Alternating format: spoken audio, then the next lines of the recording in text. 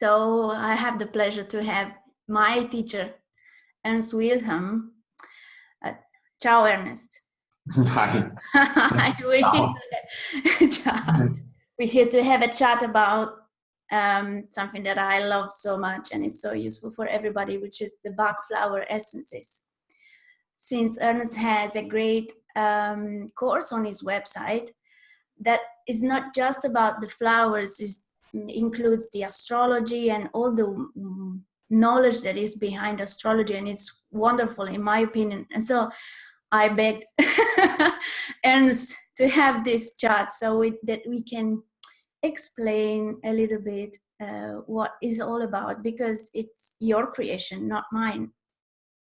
Okay. Well, the problem with being an astrologer is that you can't see anything unless you're looking through an astrological lens, right? So, you walk around like this with the zodiacs around each eye, looking wherever we look. And I had a lot of friends who were heavily into Bach flower remedies and, taking certification courses. So I kind of had the flower remedies floating around me. And so naturally I started thinking of, how can this work astrologically, right? And then we have I don't know that you are an astrologer, but first of all, but you are, if I had to use a word to describe you, you're a researcher. And before an astrologer course, I did natural healings. And I was a natural healer, and I had learned a little homeopathy. I had learned about the Bach flowers. I mean, I knew about them. I never heavily got into them. Right. I had kind of known about them, but honestly, back then when I was 19, 20, and I was studying all that stuff, the idea of homeopathy and Bach flowers, it just didn't sound like it could really work. And so I was much more skeptical also. Yeah. I was much more into massage, acupressure, reflexology, nutrition, and herbs. And so I was mostly working with those, I had really good luck with my hands, I remember once I was with my Italian friend and we were waiting in line, and he had hurt his knee, and, he could hardly stand on his leg. And I said, let me see your finger. And he handed me his finger, and I dig in there and I find this point. He's like, ouch. He goes, how is this ever going to help me? And I just rubbed him a little bit, and 30 seconds later, his knee feels good, right? And so I had really good luck with my hands, Yeah, it's Marma. What? Marma science from the... Yeah, exactly. Right. But with things like these very, essence-centered things like homeopathy and Bach flowers, I was still too scientific, too hands-on. I was too much in the mundane world to appreciate those, But I learned about them, but didn't really, never tried it even, but I had to study it as part of this course I had taken. So then, years later, I'm into yoga, and I'm surrounded by all these weirdos, these new age people who aren't as, grounded as I was into all this weird stuff. Not homeopathy, of course, because homeopathy is such a huge science. It's not an airy-fairy thing. It's profound and a huge study, years and years of study. But Bach flowers are so simple, which is one of the beautiful parts about it. So I was bumping into that, and somehow, I don't know who I got the book from, but somehow I got this book called New Bach Flower Therapies, Healing the Emotional and Spiritual Causes of Illness by Dieter Kramer. Okay, so I read through that book, and as I was reading that book, astrologically, it just started falling into place. And before I found that book, though, I had searched online. I was looking for Bach flower remedies and astrological correspondence. And I found this little thing that you'll still find today. If you search for Bach flowers and astrology, you'll find, here and there all over the place, this idea that this remedy belongs to this zodiac sign. Mm-hmm. And then there's 12 remedies attached to the zodiac signs. And most of the people say, well, you should really take the remedy for your sun and da-da-da. And when I read that, first of all, the remedy lineup didn't make a lot of sense to me. Okay. And it didn't make sense to me to give the remedy of the sun either, because the sun is a point of health in our charts in general. And so why would we need a remedy for the position, for the sign the sun's in, right? Because remedies are for treatment, and diseases are primarily found where Saturn and Rahu are. So that's where the biggest energy blocks are. And so it didn't make a lot of sense to me. And that system of 12 zodiac signs to 12 remedies was supposedly created by Dr. Bach. So he started dabbling in astrology in his later years. He died young, he only lived to 51. So yeah, so in the end, he was playing around with astrology, and he said, here's an idea. I don't know if it's right. And then he died. Okay. And then people, still now, years and years later, some people are trying to use that system, but I don't know anyone who's had any real results with it. And to me, it didn't make sense. Okay. And so shortly after that, I got this book by Kramer. And in that book, he basically takes 36 of the remedies and he breaks them down into, or not 36, I'm sorry. He takes 30 of the remedies and breaks them down into 12 tracks. Okay. Okay. And in those tracks, there's first what he calls a communication track. Okay. Which means we see life a certain way. Life is being communicated to us in a certain way that's not true. Okay. Okay. For instance, life communicates us in a way that you're worthless. That's not true, but some people see life that way, They see life as saying you're worthless. Okay. So life is communicates to us and talks to us about ourselves all the time, right? And so depending where our Saturn and Rahu is, how life is trying to communicate us, we'll kind of mess it up. We'll hear it in a horrible way, right? Tell me about in a way that hurts, right? Yeah. And so, so when we hear life in a way that's not true, well, we try, instead of being ourselves, our healthy, natural self, what we do is we try to make up for it. So that's basically the concept of disease. This disease. That's where a lot of disease starts, you bet. Yeah, where it starts, yeah. Yeah, so instead of just being our natural, healthy selves, we believe something about ourselves, and because we believe it, when the world seems to be telling us that, and so then we immediately start to fight against the world and trying to prove the opposite. We try to compensate.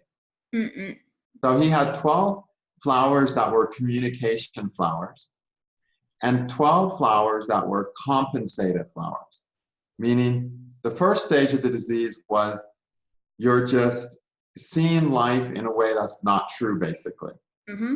Then the second part of the disease was because of that idea or that outlook, a person starts to fight against it, to try to compensate against it. Okay. And that compensation, of course, is a waste of energy because it's based on an untrue idea, right? Yes. It's like if somebody in this part of the room said there's gold in the east, and they told their friend, they said there's gold in the east, and the next person said there's gold in the west, and then they told you gold in the west, and you go, oh my gosh, there's gold in the west, and you ran off and you wasted all your energy going west and never found gold. At the end of it all, you would just fall down dead in the west somewhere, right? So compensation never works because it's based on something that's not true. And so after the compensation stage, he had 6 stages of what he called decompensation stage, or what I simply call the breakdown stage. It's literally like you've been trying, it doesn't work, so you just have a complete and utter breakdown. You don't have any more, let's say, fuel to sustain. There's nothing. Exactly. The lie, if you want. Yeah, you can't keep going west. You're out of water, out of food, and you die. So, and he had 6 of those. And that made a lot of sense to me. And so I thought, well, this makes sense. We've got 12 communications, 1 for each sign. Each sign will try to compensate, because the way I was working with Saturn at the time, and I still do, is that wherever Saturn is where we make compensative behaviors. Mm-hmm. Okay. Yes. As every astrologer I've taught us about Saturn knows, you know, where Saturn's out, we feel a lack, and then we try to compensate. We try to hide it, make up for it, try to hide that weakness through some compensative action. Mm-hmm. And we say in astrology, Rahu gives the results of Saturn. So Rahu's placement does the same thing. So we have, you know, 12 flowers for compensative activities, Yes. one for each sign. And then we have this idea, it's, you know, we have yin-yang theory, which is that opposites at their extremes are the same. Mm-hmm. So the coldest cold thing will burn as badly as the hottest hot thing, right? Yeah. That's why liquid nitrogen is so cold, but boy does it burn, right? Mm-mm-mm. And the darkest dark, or the lightest light, the brightest light will blind us as much as the blackest darkness, right? Okay, so at their extremes, things are the same. So zodiac signs, the opposite signs from each other, when we take them to an extreme state of health or the extreme state of disease, they operate the same. Right. So we need to mention the shared lordship, I guess. Not even the shared lordship, just opposites. So Aries and Libra at an extreme state of breakdown are going to suffer the same fate. Look, okay, so then we had the decompensation or breakdown stage. Okay, perfect. The decompensation or breakdown stage is going to be the same for two signs, for opposite signs. So like here in this example here, you have Aries has the communication or the basic outlook on life problem of chestnut bud, which simply put is having mistakes, feeling prone to mistakes, having an inner haste because they don't feel to do it, and possibly just sort of being indifferent, not taking things too importantly. And to make up for that, they become overly dutiful. They overdo everything. And eventually they have a breakdown where they become very critical of other people. They don't make allowances for other people and so on, okay? And that's like the bad Aries we see, the Aries we don't like, right? The mean Aries. And Libra has a base outlook on life when it's afflicted, of feeling unloved, unappreciated. And they tend, because they feel unloved and appreciated, the way they try to go about love is ways that usually don't work, such as manipulation or possessiveness. And feeling unloved and unappreciated, they compensate with water violet, which is acting reserved, being alone, and basically putting up this attitude like, I don't need anybody, okay? I'm happy to be alone. You're beneath me, I don't need you, those kinds of things. And that's all compensation. But that will never make them happy. Just like being overly dutiful, being on time every day, being the hardest worker is not going to make Aries feel better at the end of the day. So then they both break down into the beach state.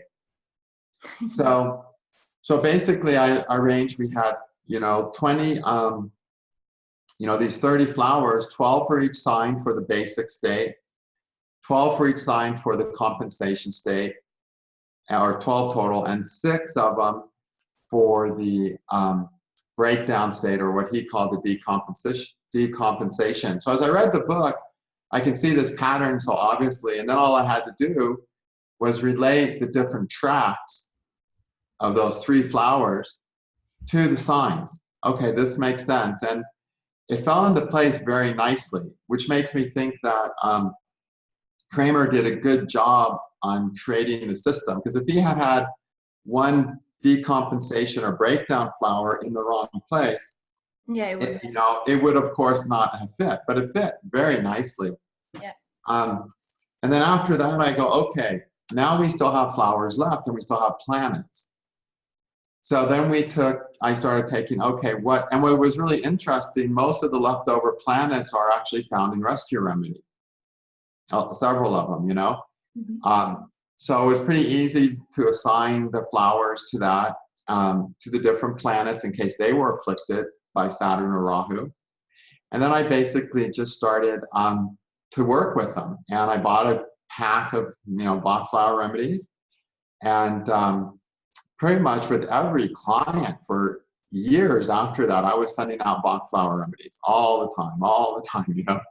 And so I just mixed their remedy up and sent it to them. And it just became a part of my readings for where more than half the people were getting Bach flower remedies. And I think I did that class. I don't remember when it was exactly. I taught the audio, I think, in 2004.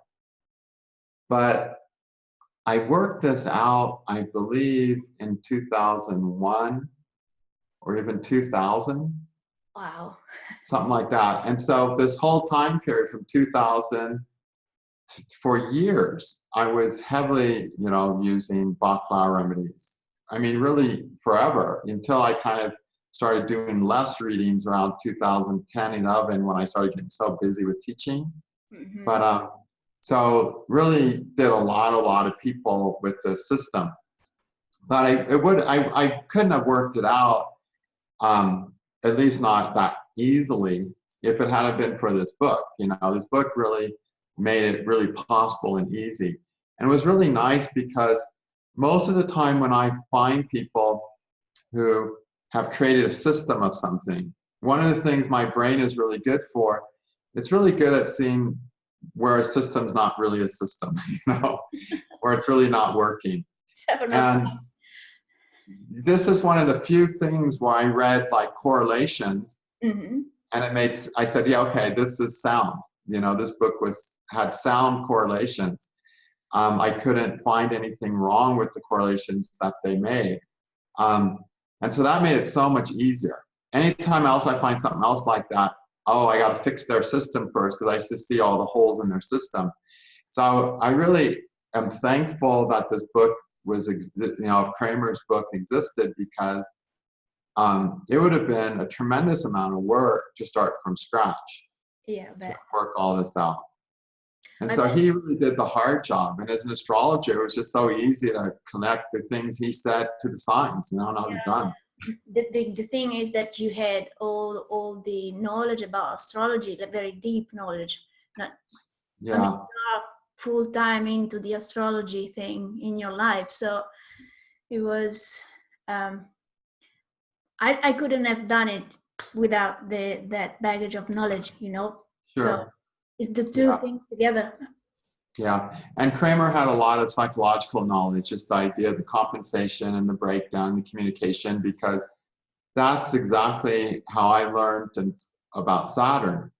Mm-hmm. And you know, and so it just was like, wow, he's basically talking about Saturn and the signs here. You know? That's how it worked out. And the system has worked well. I get reports all the time from people who are using the system of, you know, in fact, I recently had somebody say, yeah, I got flowers from somebody and it helped me a lot, from a reader they went to who used it. But it's proven itself to work really well. And I have spent time where I've tried to maybe develop a better system with Bach flowers. Like 3 years ago, I got some new books on Bach flowers, and I said, okay, let's just think about it. And I was really into Avashtas. I was like, maybe there's another way, you know? But I didn't come up with a better arrangement. I mean, I tried. I thought maybe I could even do a better system, but I haven't been able to come up with a better way of using them with astrology yet. You still have to find faults on this one. It works very well, really. Yeah, it works well, and it's easy. Yeah. I mean, yeah. You need to have an astrological background, though. Otherwise, that helps a lot. Yeah. But it's literally my shortest class ever. Yeah. It's a 3-hour class, I think. But I suggest, I kind of have a follow-up class to it, which is a longer class where I get to Saturn a lot. But it's a very simple method, and so it's something that anyone who has any interest in Bach flowers could learn to do, just by learning a little astrology. Even they wouldn't even have to be astrologers; they can just learn this one little part of astrology, and do a really good job. But I think it also helps a lot if you counsel the person about their Saturn and Rahu as part of the reading. I think that gets them mentally going in the right direction for the flowers to work. Yeah. Because if we're mentally going in the right direction, then the therapies work better than if we're like, clueless, right? Sure. Yeah, it makes sense because there is from my experience, there is also your part in making the flowers work, though they do work even if you don't believe in them. Yeah. I was extremely skeptical and I was like, what's this? And I took it not believing anything and it happened everything at once. For me, it was very, very sensitive to the flowers. So I felt it a lot. Yeah. I was going to ask you if you think that they are suitable for anybody, or would you make exceptions? You know, I would use them for everybody if you're into using them, because the nice thing about Bach flower remedies is you can't do any harm. Mm. There's no way you can damage a person or make them more sick, no matter what you do with Bach flower remedies, unless you give them a gallon of remedies that's not diluted and they get drunk. Okay, so failing that, you can't do any harm. And there's not a lot of therapies out there that I don't know of anything else except Bach flower remedies where you can't possibly do harm. You know, you can do harm doing acupressure wrongly. You can do harm with homeopathy. You can do harm with nutritional advice. You know, yeah, it's like, yeah, absolutely. But Bach flowers is like you've got nothing to lose. So just try them. And you can stop anytime. You don't Stop need anytime. to do it. So if sometimes it may get a little, I don't know, heavy for some. It depends on, as they cleanse and detox. Yeah. And there's with the level of skill you can reduce that. So first of all, I find whenever I do like a Bach flower therapy, I usually notice the second or third day, I usually notice, wow, something's happening. Yeah. But I find a lot of people take 3 to 4 weeks. And so I would always mix up a bottle of remedies. It would last about 6 weeks. And I would always tell them to take the whole bottle before they make a judgment. And sometimes people would think nothing's happening until they run out. And then they realize, wait a minute. But a lot of people, notice a shift within 3 days. And then a lot of people, by the time the bottle's done, they don't need it anymore. I mean, Bach flower remedies actually create a permanent result. Like I know when I took my first bottle of astrological Bach flower remedies back in 2001 or whenever it was like, wow, something's changing, And you can feel it. You need to have a little. I felt different inside, Yeah, but you can feel it. And what got worked out hasn't come back. So I have all kinds of other troubles to play with, but what I worked out with that first bottle hasn't come back. That's not nice. Something that we can just, not take into account. It's an enormous thing. I have this image in my head about how the flowers work. It's like when you're busy with all your groceries and you don't have any spare hand and you need to open a door. And the flower just opens a little bit, a space for you to make your way through the door. That's how I would describe them working with me personally. Yeah. It's in a helping hand. It can be gentle, it can be a bit less gentle, but always very effective. You go through the door. At the end of the day, you can make it. And that's with no side effects, which... Yeah. And a really important thing for working with them, and actually people who are good with Bach flower remedies will do a better job with the astrological method by learning, 10 minutes worth of astrology than somebody who's a good astrologer and knows nothing about Bach flower remedies will do. Absolutely. Because we are going to link your course in the commentary. Sure. If anybody is interested. Okay, good. And the reason for that is because for any type of therapy to work, you have to open up the blocks in the right order. Yeah. So, if I have if I'm thirsty and I have a hose full of water, I have a block here, and a block here. To get any water, any health, I have to open this block.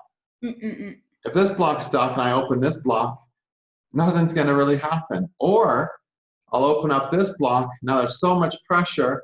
This block just goes boom. Yeah. And now you have a huge shock to the system, a huge healing crisis, and it can be a burden sometimes. So it's important to be sensitive to the remedy the person needs and use the horoscope as guidance to, okay, these are the remedies they need, but what remedy do they need now? And we can predict that to some degree astrologically, but someone who knows Bach flower remedies from talking to someone would be able to say, yes, okay, I see this is the one you need now, and this is the one you need next. And so people are willing to take their time using the remedies instead of just saying, okay, take all these. Yeah. But if they're willing to take their time and work through one or two remedies at a time. Yeah, that was the question. It'll be a more comfortable, deeper healing, really. Yes, that's probably in my experimentation, I went a little bit wild, probably. Yeah. And that's where somebody who has a lot of skill in using Bach flower remedies and using the astrology method is going to be better than someone who doesn't, because they'll be able to know, okay, you're actually stuck at this flower now. Let's unstuck this flower now. And then we'll get to the next one. And that will be better than trying to unstuck everything at once. We can do everything at once, but it's not always going to be the most effective way to do it. Yeah, agreed completely. But I find with astrology readings, lots of times people just come once, they don't want to come back. But it's always best to work with a person for a few months when you're doing anything like this. And it's only a quick 15-minute checkup every 4 to 6 weeks. So it's not that big a deal. But it's good that people specialize and do it that way. They'll have a little better results. Right. Yeah. Excellent. And then you made these cards. So I got these cards from you from Italy. Yeah. And they have all the flowers, and they have highlighted sections so we can see what level the card's working on. Yep. So this card deck has like all the information you need to do the astrological method once you understand the theory. So it's pretty cool. Yeah, you need to have, in my opinion, it's best to have the knowledge behind. Yeah, you need to learn how to use them, but it's a good little reference. Have you been casting with these? Something very funny that is happening very recently, that I've used them as oracles. Okay, cool. It's tremendous work that they do. I don't know if because I made them, so I resonate a lot with them, but maybe not. They're very telling. And on myself and relatives, I've worked also like in prescribing, but I'm in the experimentation stage. Yeah. Doing it with clients, but on myself, I had very good results. Also pairing it with the maps that you were mentioning earlier. Yeah. The Kramer maps. Intuition, I go a bit like that. I'm not very methodical, but yeah. Okay, good. Yeah, I'm gonna play around with these a little bit. See what happens. Tried? Have some fun. And one other thing I want to say about Bach Flowers is that it's easy to not give them enough credit because, because they're just so simple. I mean, a 6-year-old can do this, so how can it work, right? Yeah, they're not expensive. They're not expensive, they're simple. But Dr. Bach was curing all kinds of things just with Bach flower remedies. So it's definitely something that's worth immersing oneself into, and the inside of the person to be able to see the flower needed in the person is really the critical thing of how deep the healing can go. And astrology is just a way to help figure out, okay, what remedy is needed here. Yeah, also that process. Sorry, Ernst, I cut you off. No, go ahead, that's it.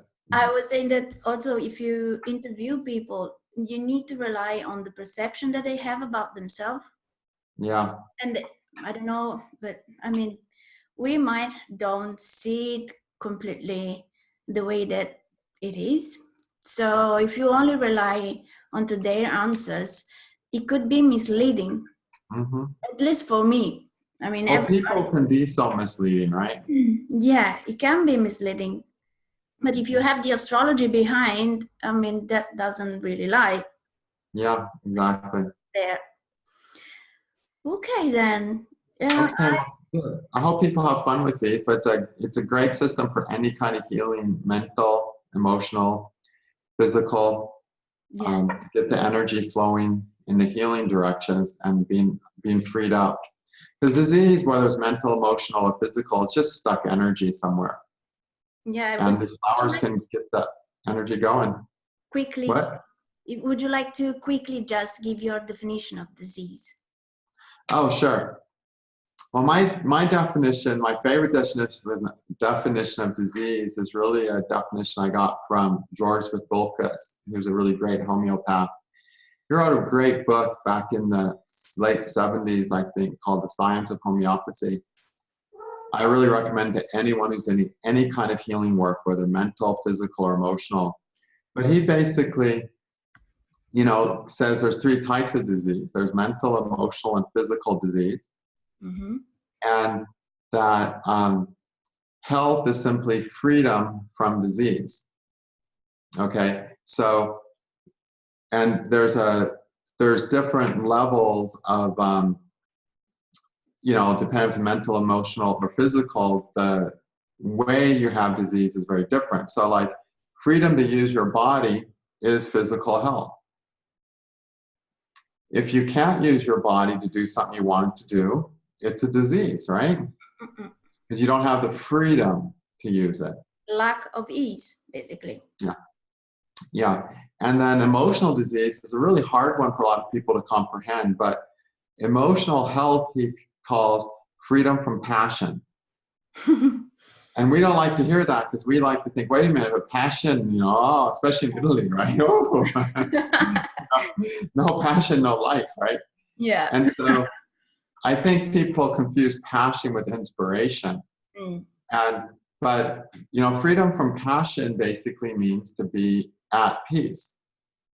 Emotional health is emotional peace. Passion is emotional disease.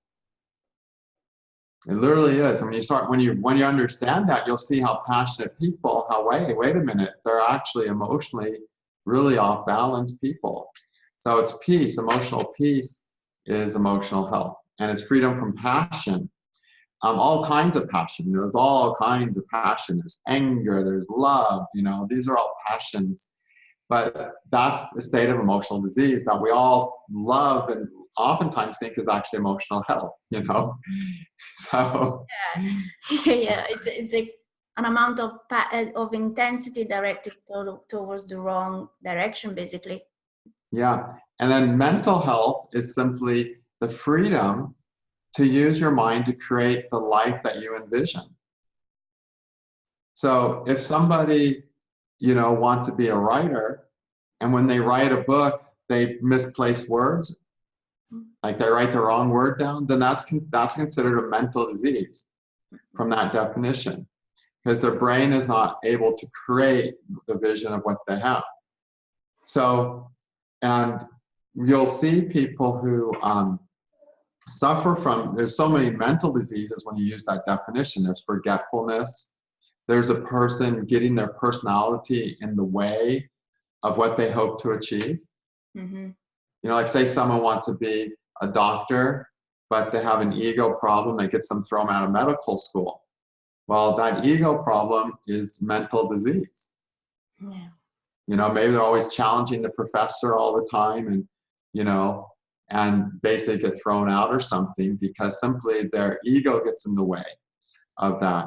So it's when some, mental limitation, which can be a brain functioning of the brain or an attitude, gets in the way of the goals we hope to create in life. That's a mental disease.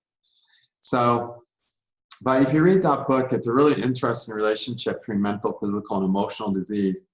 And it's good for any healer to know about, because otherwise, without knowing that, you can't see if you're making a person feel better or worse.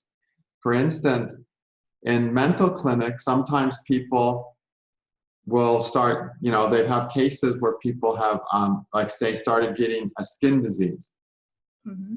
in the mental clinic. And while they're having the skin disease, mentally, they're better. Mm-hmm. And from the way that disease progresses, it'll leave from the mental into the emotional and then to the physical realm. So if the disease is on the level of the physical body, you're healthier than if it's on the level of the emotional or mental body. Yeah. But the doctors don't know that. So when they see the skin rash coming out, they use some suppressive therapies. They push the disease back into the emotional and mental bodies. And so now, then all of a sudden, they give the person a drug, stops the skin eruptions, and as soon as the skin eruptions stop, they're back to being a mental case again. Mm-hmm. So it's it's really important to understand those types of things, no matter what kind of healing you're doing, because as people heal, different reactions and different symptoms happen. Like for instance, when you start working out your mental disease, you may have 2 years where emotionally you're an utter train wreck. Where emotionally, because what happens is that mental disease is going to go into the emotional body. That's how it leaves. And then from the emotional body, it can go into the physical body. And finally, it leaves. We have these bodies that are like these gateways for health and disease to come in and out. And so people sometimes will start thinking they're doing worse. And you have to understand, okay, are they doing better mentally but worse emotionally? Good. We're on our road to a cure. mm-hmm. And that can, without the right understanding, the practitioner might think, oh, I'm doing the wrong thing, but they might be doing the right thing. And people themselves, they'll start thinking they're losing their minds because they're just so emotional like never before. But they actually have a much healthier relationship with themselves. So they're actually much healthier people. So I really consider that book a must read for anyone who's dealing with health on any levels, mental, emotional, and physical. Because without that knowledge, and George is the only one who's written about this. This is something that, if they understood this in the medical communities, it makes such a difference. I had a friend come up to me and they were like, yeah, I had these skin rashes and I just put some cortisone cream on them and they were done. They were fixed in a day. And I'm like, great. Good. Now we're going to see deeper disease. And, that person's health has only gone downhill since then. Hmm. They had gone through a really intense time before that. And so that disease was trying to leave their body through their skin, but they stopped it. And in stopping it, they set themselves up for more serious diseases. And so for the first time in their lives, they're suffering from all kinds of health stuff. They don't want to do anything natural, sadly. So they keep putting it to a deeper level. But I predicted it. I went home and told my wife, and I said, yeah, so-and-so is going to have a lot of problems soon, And it's how it happened, yeah. Would you avoid also using, I don't know, rescue remedy if you have a rash or something? Like, no, see, Bach flower remedy, no, because what that's happening, when you're using Bach flower remedies, they're going to assist in what the energy in your body is trying to do. Okay. So they're going to suppress, basically. They're not going to suppress. Yeah, you can't, and that's why you're not going to do harm with Bach flower remedies, because you can't suppress with Bach flower remedies. It's just not possible. Okay. So for your friend, for example, if he was really bothered by the itching or something, he could have used that. He could have used Bach flowers, could have tried homeopathy, something to help the body have a better relationship to the process. Because, lots of times when we're healing, we're confused mentally, we're having a problem with the disease. And our consciousness has the capacity to embrace anything and be okay with it. But instead, we have problems with lots of things. Our consciousness simply has problems with things. So for instance, some people can't be around a cat because their consciousness has problems with cats. Okay? Yeah. So they have an allergy to cats. But, most people are okay with cats. And so when we're having a reaction to our skin, it can just feel so horrible, or any problem we're having, it can feel so horrible because our consciousness has a very unhealthy relationship to what's happening. So the disease that's coming out of our skin, for instance, whatever that disease is, our consciousness could be having such a horrible relationship with that thing that's agonizing, itchy, and terrible.